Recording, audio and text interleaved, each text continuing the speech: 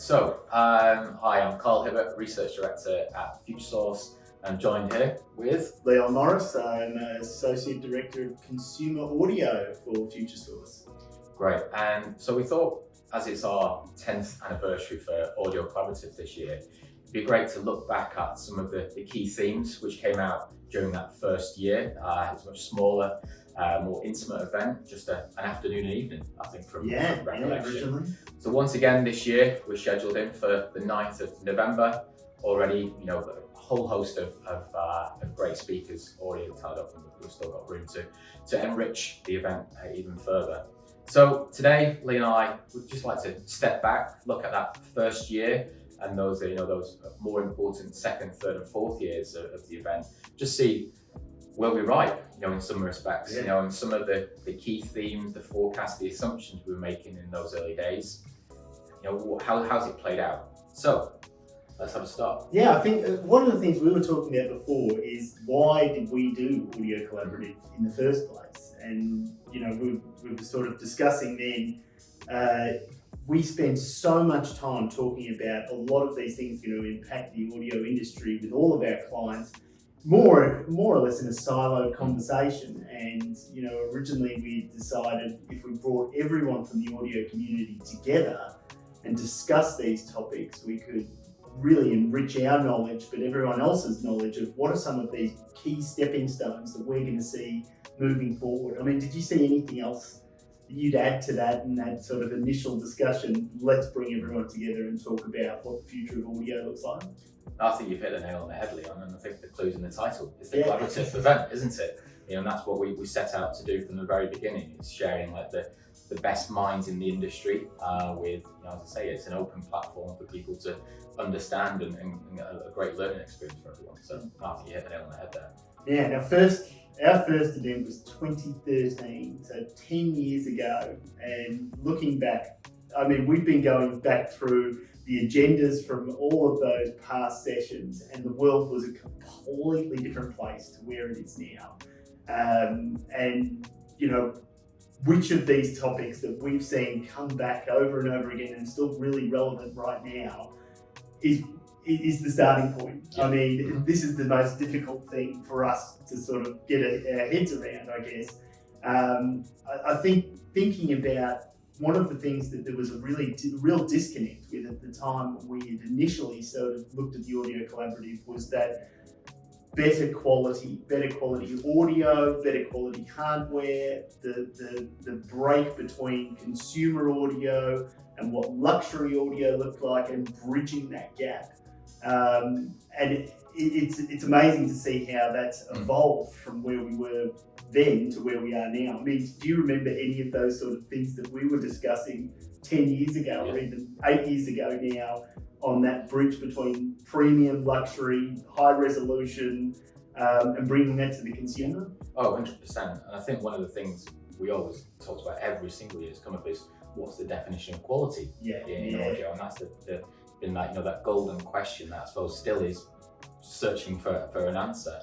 But I think what we have seen, and we've had premium and luxury improved audio pretty much on every single panel, I think at every single session throughout the years. But what I think we have seen is that with every passing year, we've seen the consumer audio really take the bull by the horns and push into that premium space, push into more high quality audio experiences, excuse me, and consumer acceptance in terms of being willing to pay for it. So I think, I say, and it will be another topic this year from that perspective as well. Yeah, I mean, it's incredible to think that now you can have amazing video content in your favorite audio codec, even through something as what seems as simple as a soundbar can deliver a phenomenal audio these days.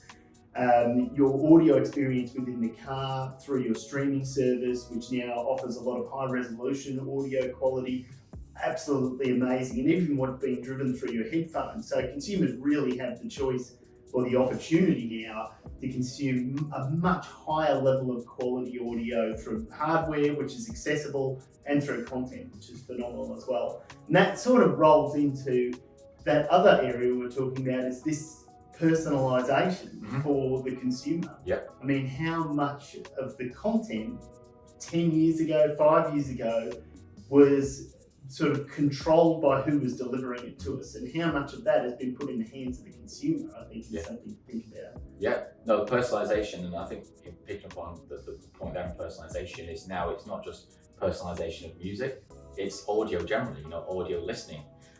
So the curation we talked about before, didn't we, earlier today, you and I, about curation of radio. Radio for us was a topic 5-6 years on the bounce. We were talking about digital radio, we were talking about continuation of radio in the car. And think where we've come now in the car with things like CarPlay and Android Auto. But that personalization, the curation, I say it's been thrown way into the hands of the consumer now. But also, things like Sonos, where we've got a dedicated hardware brand with a very soft, a strong software overlay, is now pushing the curation, the personalization of those content services, as is many of the tech giants who come at this. So yeah, I think personalization will continue to be an important feature.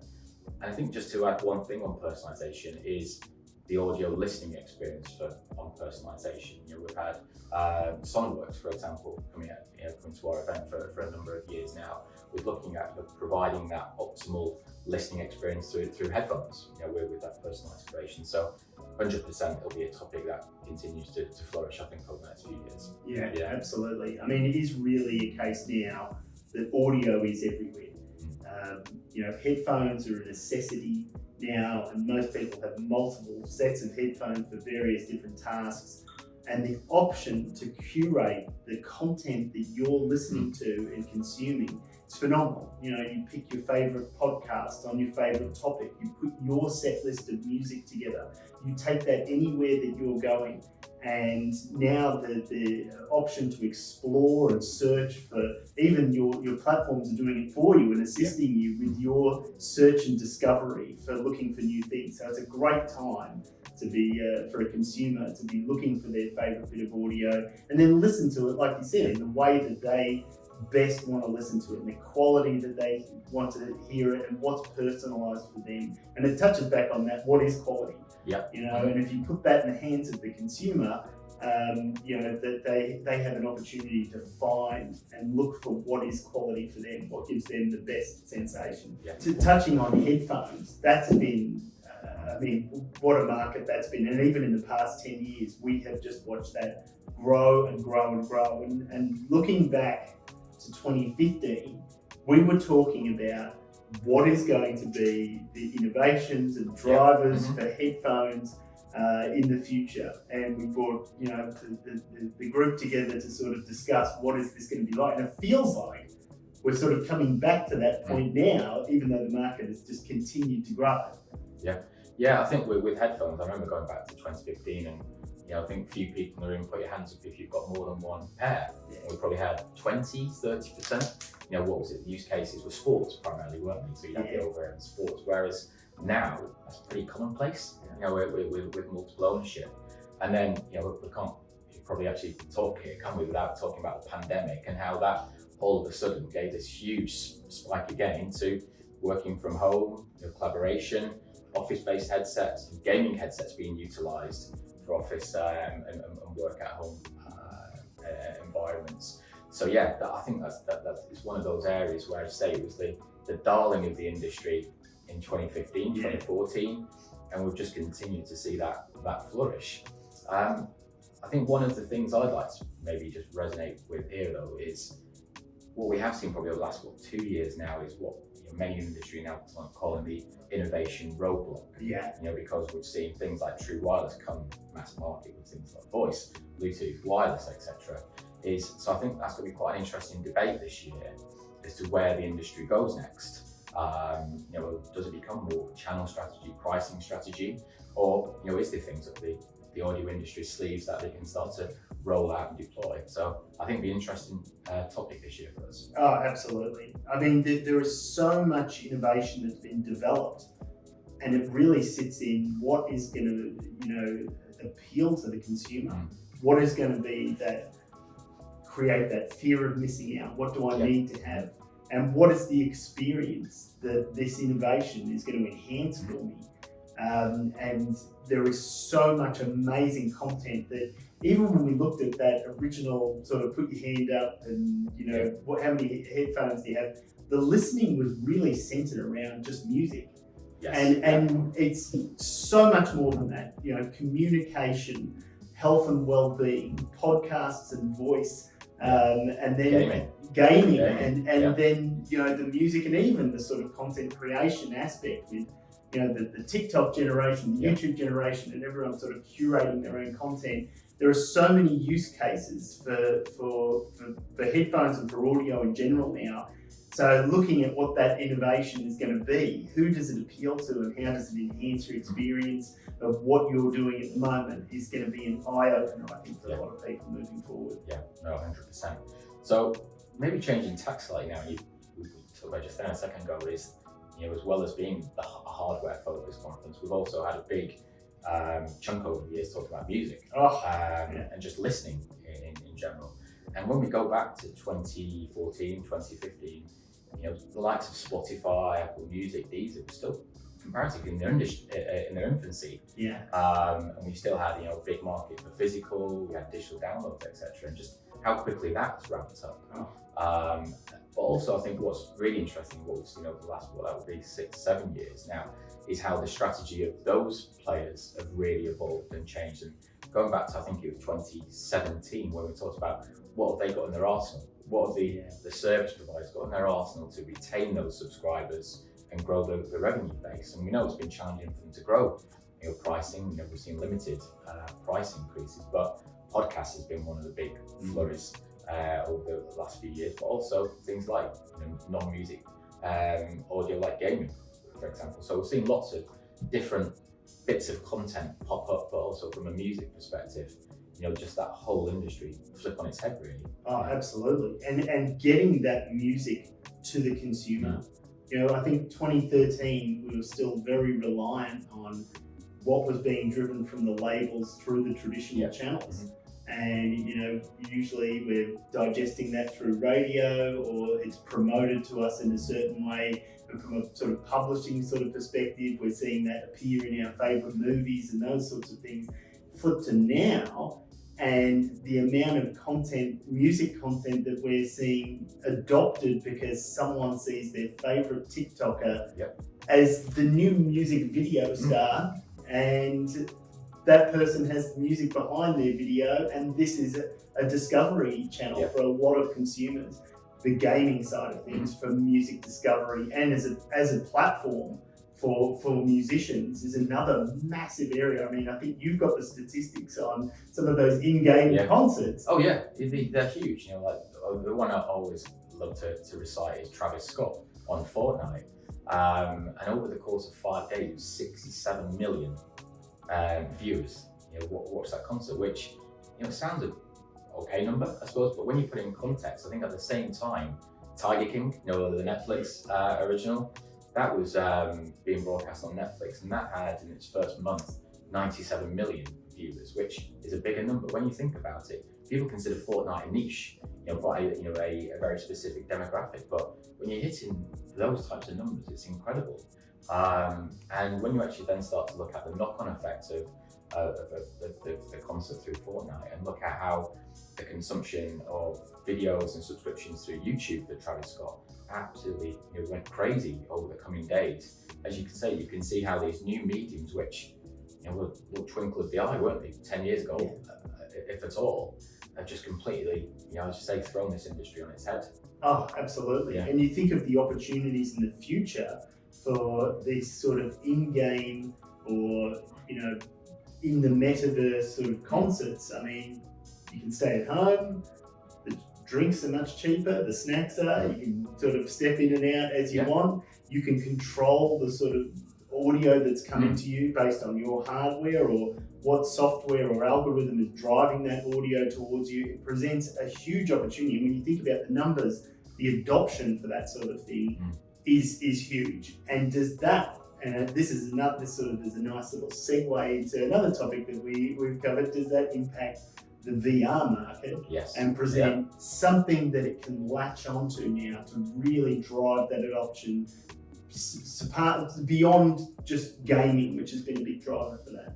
Yeah, and we've had VR and AR right from the start, haven't we? Yeah. From 2016, and those early days, and those like forerunners in the industry, like Melody VR, which were building so much 360 live concerts. But you almost feel now with XR, and to give it a more commonplace name of VR and AR combined, is that the stars are starting to align more. Maybe I think it's a technology which has grown up in the public eye. Didn't have the chance to go through that early troubled years. It was right in the spotlight. When you think about this year, Apple's announcement, most markets they come into will game change things. And your price point might be challenging to begin with, but you can start to see now how those ecosystems will start to build out. Just say being dropped into that immersive environment right at the front, live events, either CGI or potentially just 360 video. You can see, I'm sure, probably Audio Collab 2028, 29 will be probably one of the big topics again. It may be in VR. In VR, it might be a VR concert. So it's one of those things I think will continue to tick through, we'll get adopted eventually. And I think with those big topics, we've always started to lean on new innovative ways within the industry. We talked about the metaverse years ago. But one of the things which, when we're looking back through those agendas, which was quite surprising actually, we were that early, but it's AI. Right, so AI we first looked at in 2017. That's quite a few years back now. You think now, let's say it's what we do. We harness feedback from the industry to get those. What's on your mind and what are those topics? But say this year more than ever, I think it's going to be a big topic, and sometimes a bit of the elephant in the room with the music industry. Absolutely. But it's definitely coming to the play, isn't it? Yeah, and I think across all audio, AI is playing a part. Some see it as a huge threat, some see it as a massive opportunity. I mean, we see, from the music and entertainment side of things, yes, it's a massive elephant in the room. But then we look at some of those other opportunities that presents when we look at sort of AI generated artists. Yes. Now that's an interesting play because we saw, pandemic and post-pandemic and the impact that that's had on what we've seen. It's accelerated a lot of the things that we were talking about. But when we look at that generation of digital first artists, which we touched on almost 10 years ago, a lot of those content creators came into their own during the pandemic, and they've had an opportunity to use multiple channels to get themselves out there. A lot of the big problem with being an artist is getting out there and actually performing and being able to manifest yourself behind an AI generated artist in a platform like Fortnite. Is the opportunity to discover the next superstar. There's a lot of potential there, but the AI side of things also leans into a topic we've covered almost from the start is the smart home. Yes. And what does it integrated with audio within the smart home and the voice assistant? What do we expect to see for AI within the audio space or the smart home space? Yeah, well, golden question there. Yeah. Probably on the spot with that one. Yeah, but you say smart home has been there from the start, and audio's got a really important part there, particularly with voice and voice control and the wireless speaker and smart speaker being at the hub pretty much of it. But I think it'll be interesting to see, we'll be discussing it this year, and I'm sure we'll be again next year, is the use cases we talked about right from the get-go are almost still the same use cases now. What's the top requests of music? What's the weather? Tell me a joke. We haven't really moved on, but I think with AI, with improved machine learning, then those applications, those use cases can start to develop. We'll start to get more like conversational based responses. It won't just be a demand on your speaker for things. You could actually have further engagement. So that AI aspect to the smart home, I think there'll be use cases we've just not even dreamt of. Starting to come to the forefront. I say it's an industry that's been around for quite a while now. And it's just interesting to see how it plays out. To say we've not really moved on massively from where we are. I'm sure behind the scenes, the algorithms and everything which goes to control that voice, 100% has moved on. but yeah, the consumer adoption interest really hasn't. So yeah, I'd like to see that progress a bit further. Yeah, absolutely. I mean, we're seeing some amazing things come into play now. I mean, ChatGPT is becoming, a hot talking point, and it really lends that technology for a conversational piece and something that can support you. I mean, the amount of things you see people using that for to support them in their day-to-day life, their work life, integrating that into the smart home could really support a lot of people, and it moves into sort of the medical field as well. When we think about care within the home, utilising biometrics, utilising that smart home to look after, an ageing population or anyone who requires some sort of care, which takes the sort of heat and pressure off, medical services that are underburdened. So there could be a future going down that route, but AI just seems to be one of these things that sits within everything that we're looking at from an entertainment aspect and supporting you with your entertainment discovery, the application for looking after you, even within the entertainment side of things, and the actual content and what that means and how it's driven to you. So I think that's it is the $1 million question. Oh, what is it going to provide for us? Like this year, we're still very much in the early days of its utilisation, but we'll be talking this year about AI to improve personalisation of content within gaming. So the fact is that within a game you can go anywhere at any time, and actually with AI generative music you can create that experience in real time, with the player as they go through. One use case, but pretty compelling, to say the least. But then you've also got the flip side to it with AI, haven't you? That it can improve the technology, the hardware, to actually improve the audio experience. And coming back to what we talked about right from the start, quality. Can AI and ML actually start to improve the quality of that listening experience? Whether it's positioning, whether it's the even hard of hearing for the creation of that audio field. So I think I don't want to be cynical about AI in any way, because I say there's a whole rafter of different applications and things which I think overall will benefit the industry. Yeah, absolutely. And that quality piece really leans onto another area that we're going to tackle. But during the pandemic, the discovery for consumers on quality was accelerated massively. A lot of people noticing that their video content was available in whatever audio codec they could see, and they're like, well, how do I obtain this? Sound is a great way to start that journey, and people were going through upgrading various products to improve their home entertainment. High resolution audio being offered to various people, better quality headphones. Working from home drove people to get working from home headsets, and when they come to the office, the expectation for better quality audio within the meeting room. It's not just sitting there on the phone and saying, "Can you hear me? Can you hear me?" It's like, why wouldn't I be working from home? So this expectation of better quality audio sits within our entire lives right now. But what are we, now that we're back into the world and we're out and about, what are we getting when we are going out to, a market like a retail environment, or a museum, or an airport, or all these sorts of environments? What are we going to see there? And I think there is an expectation that we've got this amazing audio within our lives. What needs to happen in our outdoors environment to improve that and to continue that quality? And I think that's something we're going to touch on this year, is that sort of leisure install space. There is music in all of these places, but what can we do to enhance that? And I say you know this industry better than I do, Leon, but even just from our discussions then, in terms of that innovation in those spaces, bringing some of that to maybe even consumer-led technologies into that space. But we all know as well that music, wherever you are, helps curate the experience.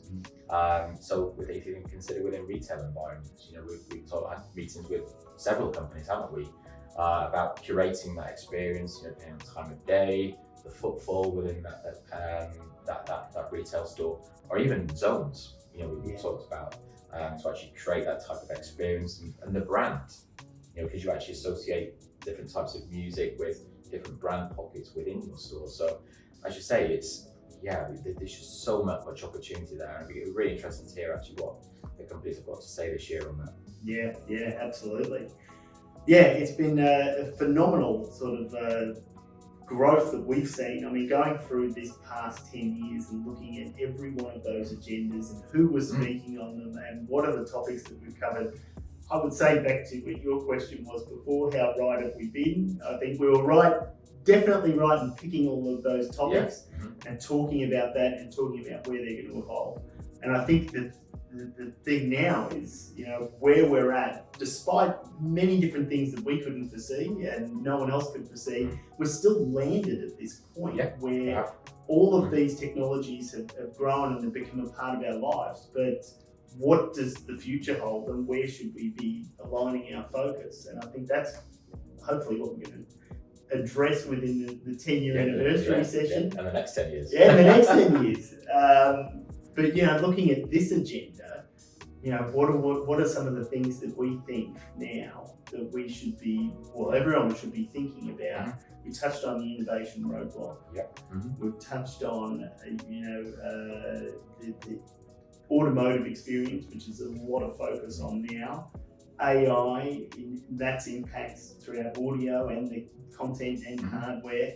I mean, what are some of the things that you see as some of the big drivers moving forward? Yeah, well, I think automotive for me is one of the big topics, and I think will really continue to flourish. And a different set of vendors, who were probably talking about 10 years back. I think even looking at the first year was who's actually going to control the cockpit.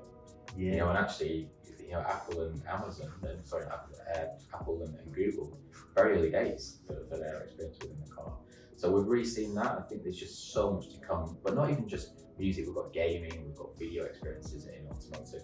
Personalization, is a topic which really resonates now. A lot of the bricks are in place to start pushing more within that space. And I think probably linked to innovation roadblock there is the commoditization of high quality, which I think is going to be quite a big challenge for the industry. Even things like just ANC, for example, coming just filtering, pushing through the floor in terms of price point. So it's how do they retain the value of the overall industry? I think could be really critical moving forward. Yeah, absolutely. Yeah, it's going to be an interesting time, and there's so many future things to talk about, which are actually in touching distance. And when we think about in-car, the whole talk about driverless vehicles and much more screens and for entertainment, as well as much more freedom to consume that entertainment. These are realities that are coming ahead, rolling ahead pretty quickly. When we look at AI within the home, it's accelerating super fast. The opportunities and the things that could be launched now, it's not looking, I think, previously 10 years ago, it felt like we were looking really far into the future. And now all these future opportunities are on our doorstep. And what goes beyond that is just going to be absolutely incredible, especially if you're an audio fan and you love consuming anything audio content, music, which I think has become everyone now. And I don't think you can turn away from it. So as long as we're ticking all of those boxes and making that experience enjoyable and exciting for everyone in their entire life, in home, in work, relaxing, busy on the move, going out, it's a better world for all of us, I think. 100% agree. Leon, it's been great catching up over the last 30 minutes. Amazing how the time flies. Chatting about this, and say we've got a great event coming up on the 9th of November. Tickets are selling fast. There's a little bit of a push for the event. But we'd love to see, many, of our faces we've seen every year, haven't we? But, lots of new faces as well. So tickets are still available, and it'd be great to see everyone there on the 9th of November. Family Art Hotel, as always. Yes.